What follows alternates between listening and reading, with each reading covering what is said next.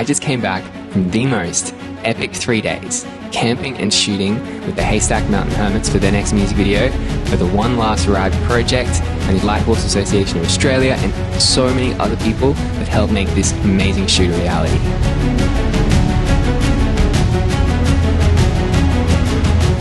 The best thing about this particular community project is you can actually get $1 million shots. What you see here is $1 million shot.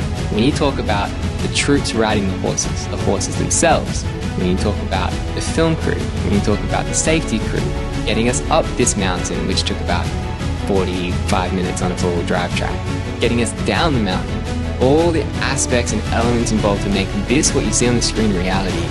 The value that goes into it is absolutely immense. And you can see the result. This is $1 million shot.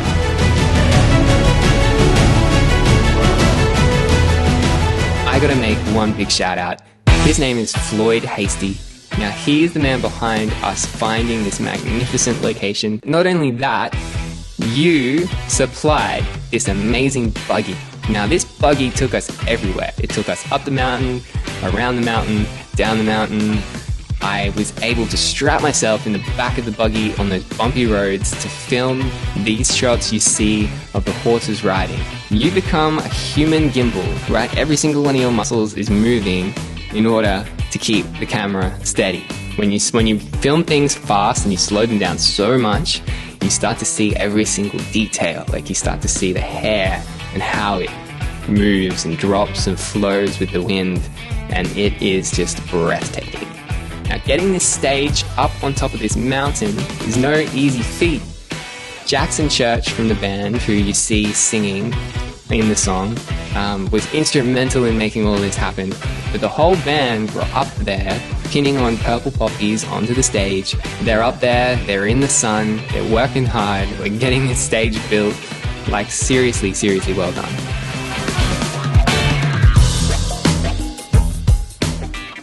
This is actually going to be about a 10-minute film that features the song, but we have an opening with an actor, Daniel Harvey. Young Daniel Harvey came in and put on an amazing show for us. He knew how to cock a gun like it was like his 1000th time. Andrew Wright, super long-term friend of mine, absolutely amazing guy. He came and performed for us on the stage, on the mountain, with the horses. So what Andrew Wright brought to the whole film was more of a story. He brought more of a depth to the understanding of what these soldiers must have felt when they left their horses behind, and actually what this horses meant to them. I really, when the riders are riding, I really wanted to capture the eyes of the horse, and when they're riding so fast, because they're all booking. And it's like, camera's like, literally like this. It's like, yeah, how do you do this? And a lot of movies, what they do is they build a fake horse, right? And they put it on a trailer, and they've got a camera set up right on it, and they pull the trailer along, so the background's moving, and they've got a rider on a fake horse, so they can get the close-ups. So I was like, okay, I'm gonna capture this somehow. And I managed to get right on this horse's eye as it's moving like this, down the track. Now, if anybody knows me, you'll laugh at what I'm about to say. We did crash a few drones, only twice, and they were okay. They came out alive. There were grass crashes. Let me tell you about a grass crash. Yeah, a grass crash is where you're zooming the drone low to the ground, and it's going so well, and the shot just looks so good.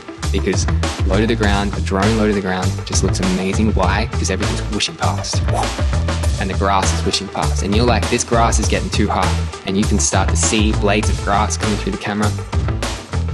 And you just know, if you don't hoist it up, you're gonna clip some grass. But the shot's too good. You've got it in frame, it's perfect, you love what you're seeing, and you hold it, and bam. You get clipped by some grass and you're drone it down for the count. That's a grass crash, and they're totally worth it.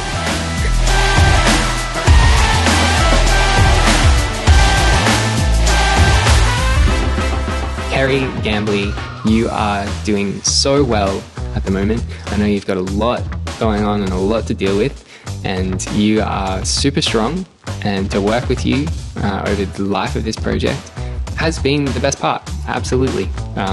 As I told everyone at the briefing, I could not get anywhere with this project without you. You were like the power source.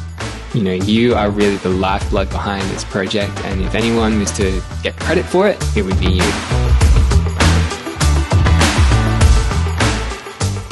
So we're about halfway through editing this music video. It's going to be released before Anzac Day, ready for Anzac Day, for the commemorations and the remembering of the soldiers, and now the horses.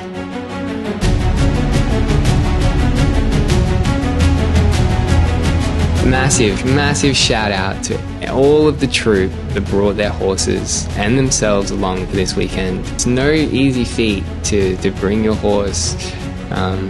So far some people traveled as far as Rockhampton, not to mention the everyday care and love you put into your horse every day to make sure that they're fit and ready for these kinds of things. It was a big trek up this mountain.